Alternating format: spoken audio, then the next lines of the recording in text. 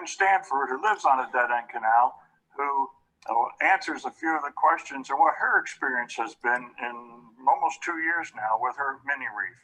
Lorraine? Well, we've had our mini-reef now going on 2 years. Father and son came and installed it for us, and that was it. I didn't have to do anything to it. It sits underneath our dock.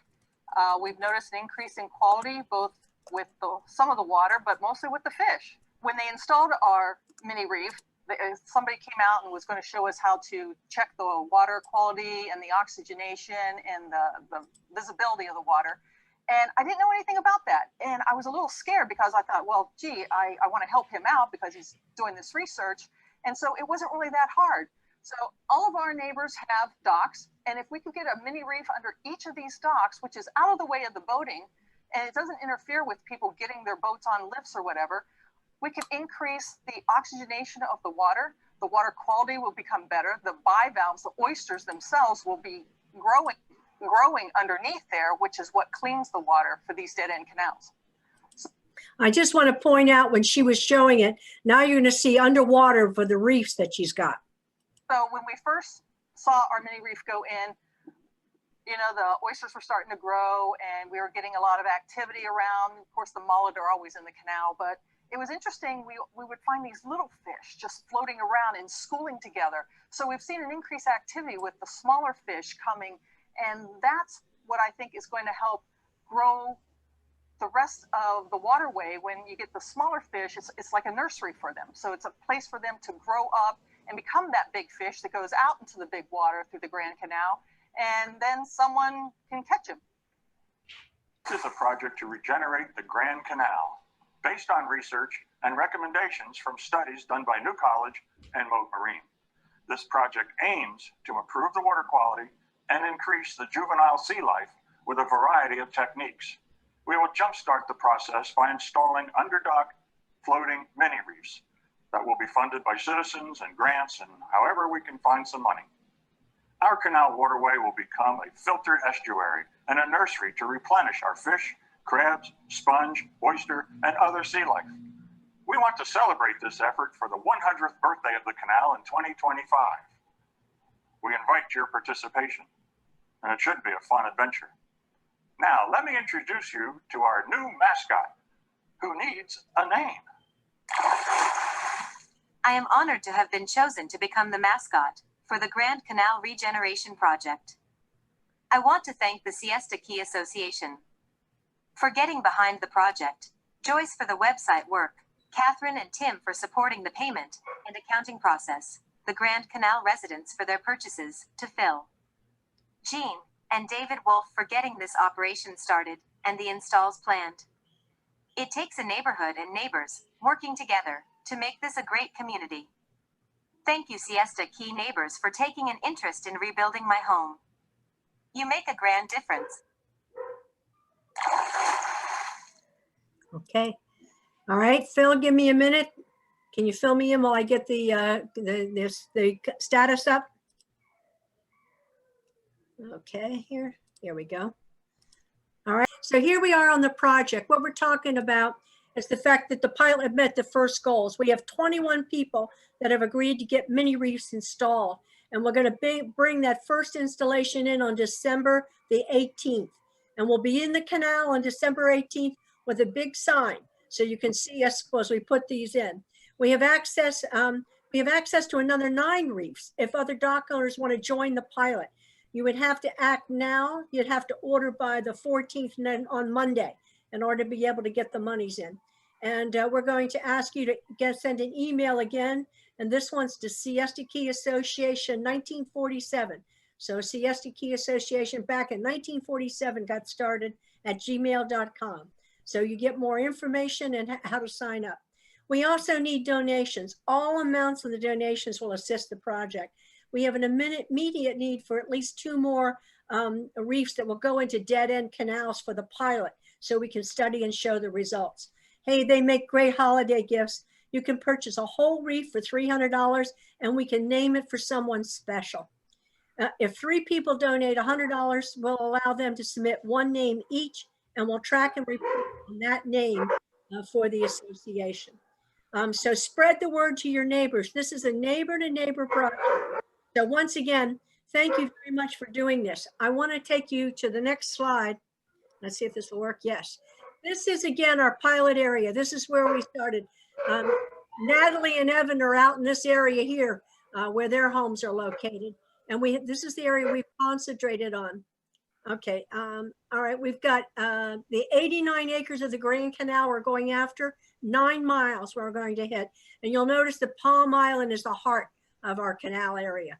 And that's one of the areas we really have to hit because it's at the dead ends again. The Grand Canal, what our aims are improve the water quality, establish the canal as a juvenile fish nursery and sea habitat. Here's what the mini reef looks like. It's really nature's kidneys. It's helping to bring the oysters in and the other small wildlife. Here's an example of what we're doing. We have on Siesta Key Circle, these people put in. Now that's going to be pretty well covered. It's really close to the mouth, but this will give us an idea how this particular place will work because they're not actually getting any. All these places are. So we can see what kind of an impact we can have. The next place, this is where I want to put 2 more, one down here and one over here to help, because this is a little further down in the canal, and then we can see if we can actually pull the water through and clear some of it out. So that's our second area in the pilot. Now, a third area that we got some were in the village. So these 4 areas will actually get some in the village. So they'll be away from our pilot area to be able to see what, if any, impact we can make in these areas when we put them in. Finally, now I'm going to turn it over to you, Phil, for this next one. Go to the next one. Phil will talk about the baseline measures we're doing for the pilot. We're going to do our basic water atlas sampling of nitrogen, phosphates, and that sort of thing, but it takes a while. A bulldozer only takes a day to ruin things. Nature takes a little bit longer, so this is something I have to spend some time. If we're going to spend $300,000 for 22 parking spots, that would, $300,000 would get us 1,000 mini reefs, and that'll be 700,000 fish and crabs every year. And tarpon know where the food source is. So that's an economic engine that's hard to quantify in the current world of accounting. But when you realize how much we could be sending out, then the fortunes of Bertha Honoré Palmer and John Ringling really come to fruition when the area becomes as plentiful as it once was. So that's my goal. I've been here for 50 years, and for 30 years, I've been going to meetings and nothing seemed to get done. So this is a way we can really create an economic boom for a lot of our fish and for the citizens, and happiness. And the kids will start enjoying life. And if you have happy juveniles, you have a happy life. So I think my time's up, but let's make it happen. All right. Any quick questions for us? I had a question about the how often you do the sampling, because I live on the canal and I notice great variations in the water quality depending on the frequency of heavy rainstorms, things like that. Sometimes the water is, you can't even see down a couple of inches. Right now it's fairly clear. I can see the bottom when the water is 3 or 4 feet deep. So it seems to me you have to do these samplings of the chemistry quite often to figure out what really is going on.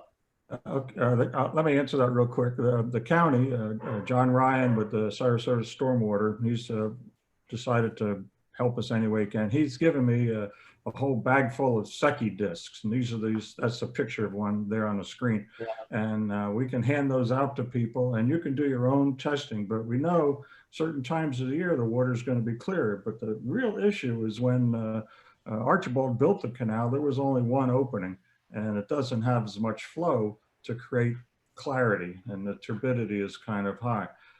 What we can do by adding sponge and oysters, they take the turbidity out of the water and create more clarity. More clarity means we'll get more seagrasses. More seagrasses means the manatees will come up, and the stone crabs will have a place to enjoy their lives as juveniles. So you're correct that some days it goes up and down. And when we have a full moon and a king tide, it's a very low, and sometimes it comes up higher. That's just nature. But we will be doing sampling all the way through this. So we'll be taking sampling in the beginning as a baseline and then continuing over time to see how we do. So we'll be watching this. First of the pilot does its first sample, and then when we go to the next phase, we'll be doing more sampling. So we'll be able to do some comparisons all the way through. It's going to take us a while. And hopefully the mini reef isn't the only attribute we install. There's other ecological things that we can do that if you've been over to the baccalaureate program at Philippi Shores Elementary in the 5th grade, they have some great ideas. So let's work as neighbor to neighbor and put it together. And I think we could have some results that could be influential to the rest of the world and increase your tourism, but maybe not at a big hotel. One of the other things that's out here right now, Robin, is the fact that we are also getting some support from, as Phil had mentioned, from the county. And they had mentioned that they would like to label all of the drains that are going into the Gulf or the waterways to remind people that this is going out to our waterways and not to throw anything in there that we don't want to go in our waterway. Because we're going to start to do some of that too, to start raising awareness of where these particular storm drains go and drain out to. Is there any thought about carrying farther down towards the bridge, down like towards Siesta Harbor in that area, some of the openings down there? Right now we are doing the canal. I'm open to any of the other areas. Send me a note if you wouldn't mind at Siesta Key 1947, Siesta Key Association 1947. And we're on the website. Our project is there. You can contact us that way as well. Yeah, the Suncoast Waterkeeper wants to use this as a test because this is the dead end, one of the nastiest situations around, but there's 100 miles of dead end canals. So in the watershed here in Sarasota County. So if this starts to work here, let's expand it rapidly to the rest so we can give the fish a chance and create an economic engine. And I'm not saying this is for the people to have a reef at their dock so they can catch the big one. This is for lots of babies. And if we don't have the babies, we're not going to have any kind of an economy for this region. It's just going to be concrete. So okay, let's put them everywhere. All right. One more question. Anyone? Okay, I'm going to stop sharing and then I'm